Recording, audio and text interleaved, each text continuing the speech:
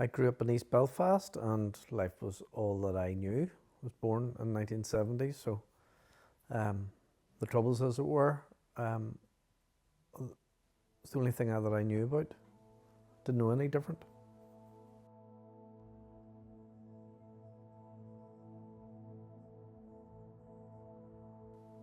It's not a positive thing in life, but it's just something you had to endure.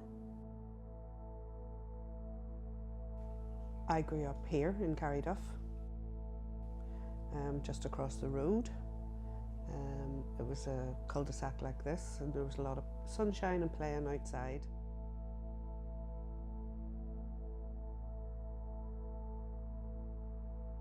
I was oblivious to any issues going on in Northern Ireland.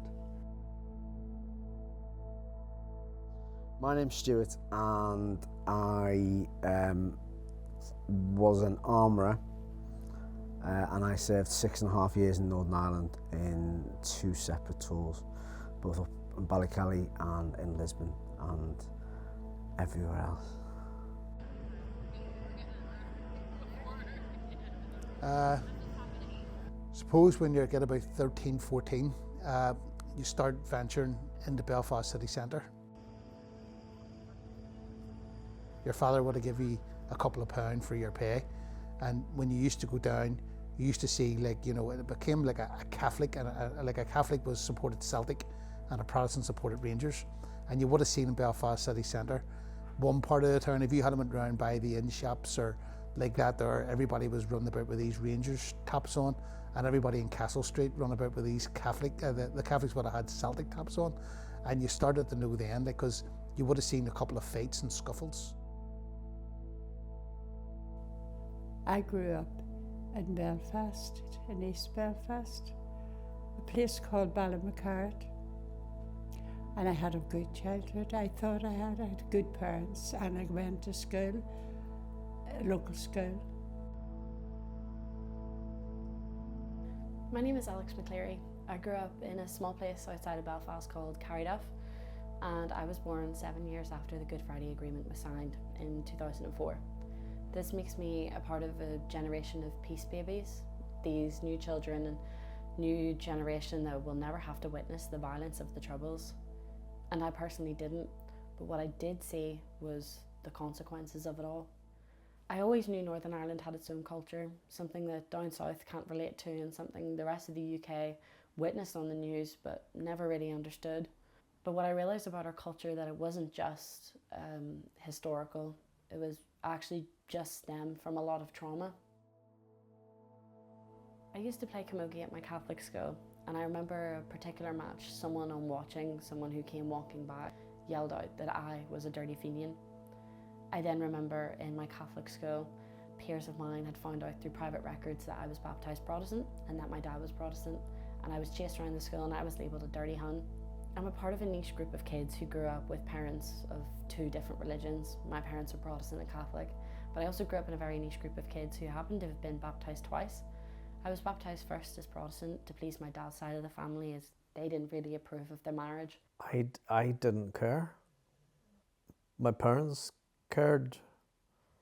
They sat me down one time and told me that I was going to make life hard for myself and that I shouldn't go out with her. All of the Ulster Project, all of the Corporation North, I mean, how could I turn my back on all that I knew? So I just did my own thing. And then I was baptised again as Catholic, so I could partake in my mum's side of their culture. Well, you wanted to make you obviously you were in the same primary school as I was. It was a wonderful primary school, and you'd made all your friends, and your friends were in your community, and you felt you belonged there.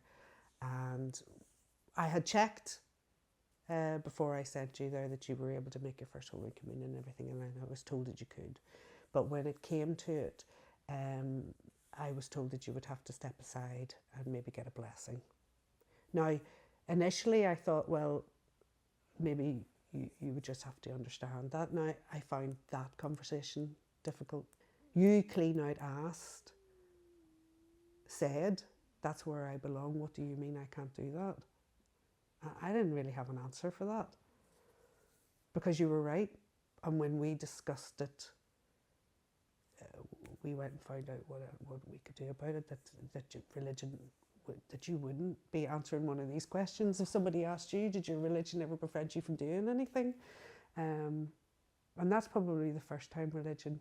So yeah, we got you anointed with the oil of chrism and you became a Catholic and you were able to make your first Holy Communion.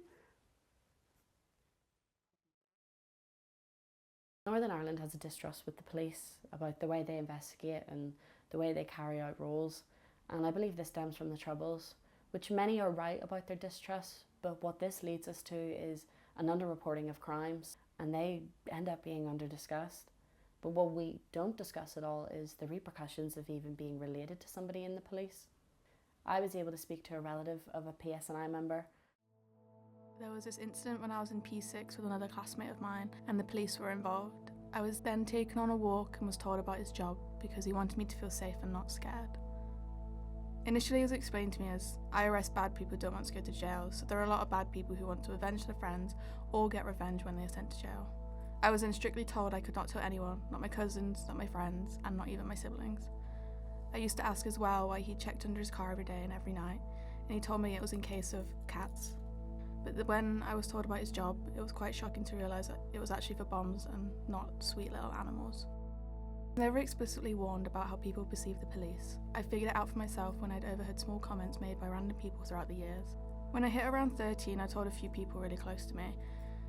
It was maybe irresponsible, but it was a big weight off my shoulders to carry for so long, and I knew I trusted these people and knew that they at least understood how angry my family would be if it got out.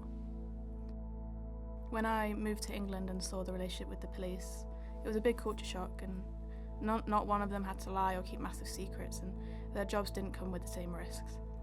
The stations don't have massive walls with sniper towers, and even their cars are small, unarmoured and not built for bomb attacks. I just hope that one day that everyone feels safe in Northern Ireland and trusts that their officers are there to protect them, whoever they might be and whatever their background is too. I really hope most of all that in the next generation, no 10-year-old needs to lie to everyone they know. A landmark study from February 2025 from the Department of Justice showed me just how deeply this trauma lives within us. It was found by the Department of Justice that nearly 60% of adults in Northern Ireland have experienced one traumatic event in their childhood, whilst 1 in 5 have experienced 4 or more in their childhood. Those people who experience 4 or more are 9 times more likely to have been excluded from school. They are 8 times more likely to be arrested and are 3 times more likely to use illicit drugs. This isn't just correlation, this is the consequence. Speaking to Dairy for Choice, a political movement who focus on the modern issues that we're facing, such as femicide and domestic abuse and homelessness, they showed me a study that was conducted by the Queen's University Belfast. In 2015, Queen's University Belfast had children aged 9 to 11 partake in an activity as part of their research. They were researching the intergenerational transmission of conflict-related trauma within Northern Ireland. They handed the children 2 A4 pieces of paper. On one piece of paper, they had to draw what they believed Northern Ireland was before they were born, and on the other piece of paper, they drew what they grew up with in Northern Ireland. Here's an example of what they drew.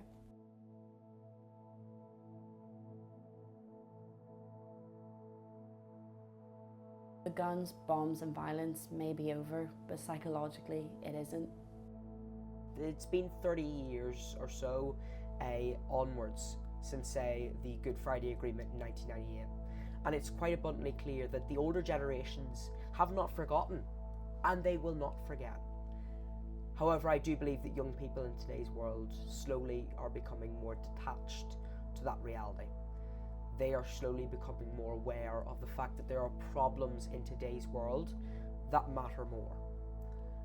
I believe that whenever we sit back and only talk about the issues of the past, we can never fully move on. And what I'm saying here is not to forget. The most important thing out of everything that you must do is you must never forget the past. The future is built on the past, not the present, not what's to come.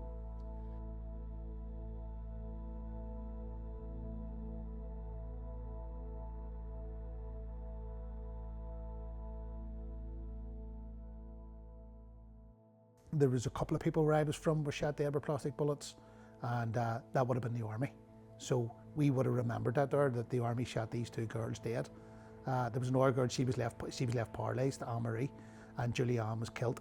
So whenever I was growing up, we always would have remembered the plastic bullets being fired.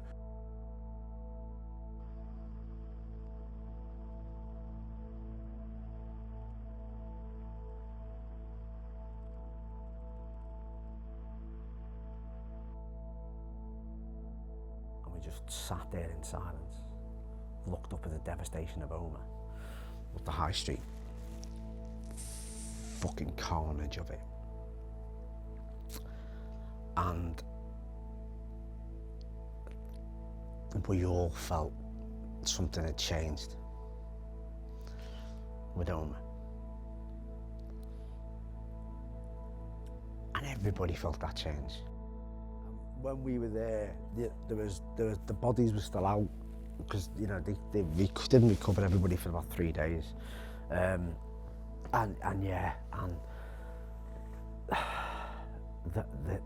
I guarantee that I could have stood in the middle of the Falls Road in uniform with no rifle and not been touched. People just would have walked past with their heads down.